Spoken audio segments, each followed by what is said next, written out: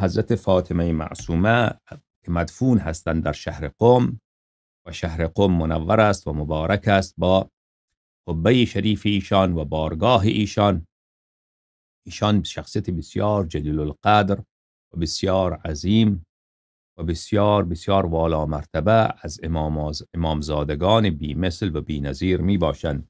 در کتاب کامل الزیارات مرحوم ابن قولویه قمی رضی الله عنه 2 حدیث نقل کرده. حدیث اول از خود حضرت امام رضا علیه السلام، حدیث دوم از فرزند ایشان حضرت امام تقی جواد سلام الله علیهما نقل فرموده که سعد بن سعد میگوید از امام رضا علیه السلام درباره زیارت حضرت معصومه سلام الله علیها پرسیدم. فرمودند من زارها فله الجنه، هر کسی که زیارت بکند بارگاه شریف ایشان را، قبر مطهر ایشان را، او از اهل جنت هست.